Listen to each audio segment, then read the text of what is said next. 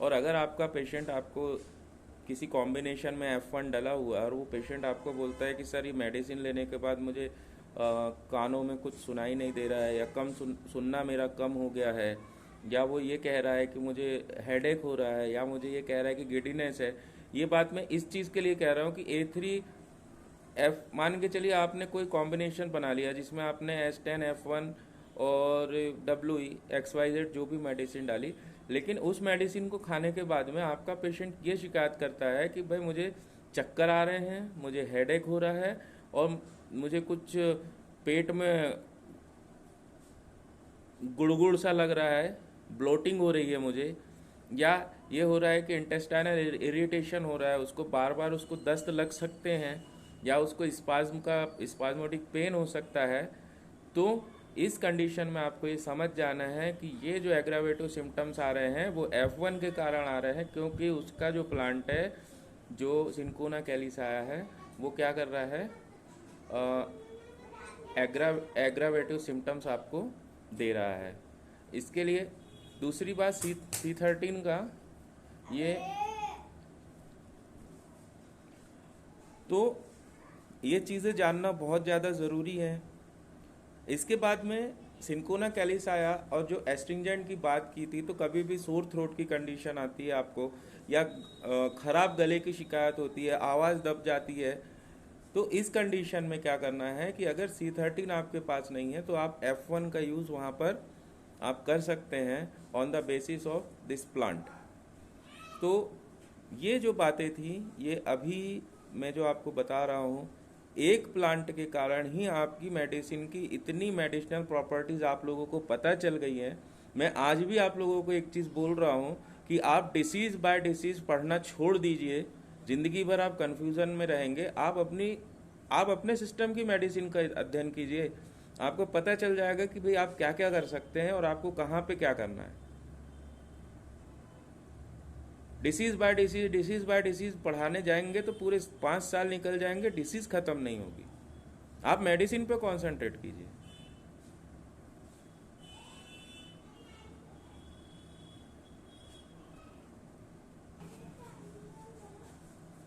चलिए इसके बाद बहुत जल्दी एक्शन और थेरेपी की बात कर लेते हैं कि ये सिंकोना कैलिसाया के बारे में हमें जितना जानना था, खासकर जनरल इंट्रोडक्शन पे, और एल्कलॉइड्स की मैं बात कल करूँगा। तो एक्शन और थेरेपी के अंदर जो हम काम करते हैं, तो एक्सटर्नल यूजेस अगर हम करें तो इस प्लांट की जो प्रॉपर्टीज़ है वो एंटीसेप्टिक है। एस्ट्रिंजेंट मैं आपको पहले ही बता चुका हूँ कि अगर स्किन पे कोई प्रॉब्लम आ रहा है, या खासकर उस कंडीशन में जब आपकी स्किन लटक रही है, आपकी एज फैक्टर आपको कम करना है, तो इस जगह पे आपको इस मेडिसिन का यूज़ करना होता है। इसके बाद successfully used upon fetid and gangrenous ulcers. S3C3 दे के आप परेशान हो गए हैं, S5C5 दे के परेशान हो गए, ग्रीन इलेक्ट्रिसिटी काम नहीं कर रही, A2C5G काम नहीं कर रहा है। एक्सटर्नल एप्लीकेशन पे अगर आपको रिजल्ट नहीं आ रहे हैं, इंटरनल पे अगर आपको रिजल्ट नहीं आ रहे हैं, तो वहाँ पे आपको इस कहानी का मतलब ये है कि एक्सटर्नल एप्लीकेशन पे आप F1 या F2 का यूज़ करेंगे तो इस प्रकार के वुंड को वो हील करने का काम करेगा। ठीक है, इंटरनल की बात करते हैं, ओरल मेडिकेशन की हम बात करते हैं, तो आप देखोगे cinchona is a tonic, antiperiodic, slightly astringent and mildly antiseptic. In small doses it is a good stomachic but must not be long continued. It means small amount में अगर हम इसको देते हैं, छोटी छोटी डोजेस पे अगर हम पेशेंट को देते हैं, तो ये आपके एपेटाइट को मेंटेन करने का काम करता है। और साथ ही साथ में आप देखेंगे कि जो इसको टॉनिक के रूप में अगर हम यूज़ करें तो ये सारी चीज़ें हमें देखने के लिए मिलती हैं। अब दूसरी बात क्या आती है कि large doses irritate and cause an unpleasant excitements of the stomach and bowels. ये चीज़ मैं अभी आपको बता चुका हूँ। With reacting and vomiting, it has occasion symptoms closely resembling the paroxysms of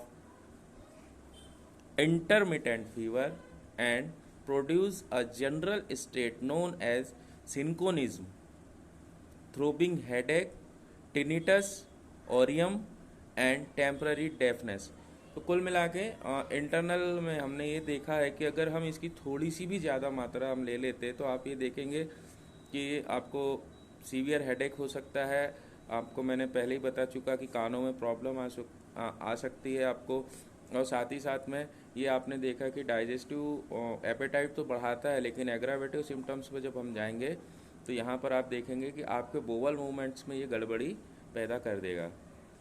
ठीक है, इसके बाद में जो दूसरी चीज़ आती है, cinchona is useful in functional D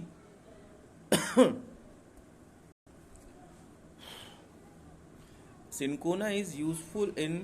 functional derangements यानी गड़बड़ी of the stomach, improving digestion and imparting vigor and tone to the nervous and muscular system in disease of general debility and in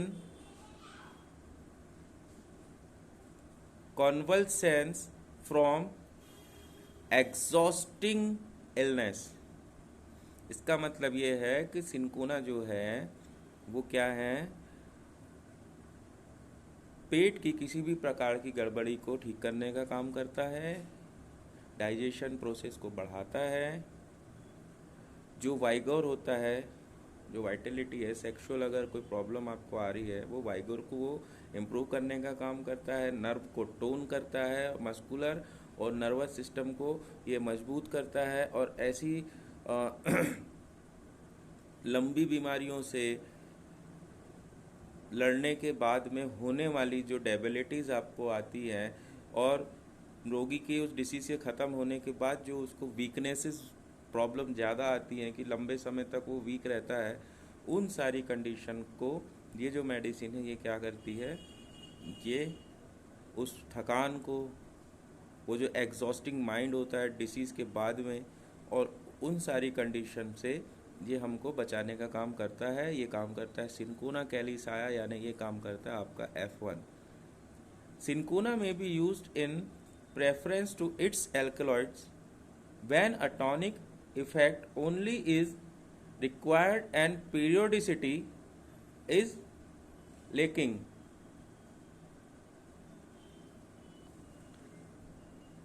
और after haemorrhages or exhaustive discharge as in empyema, or when an astringent tonic is needed in the debility following low and exhausting fevers, in anemia and debility from chronic suppuration and to arrest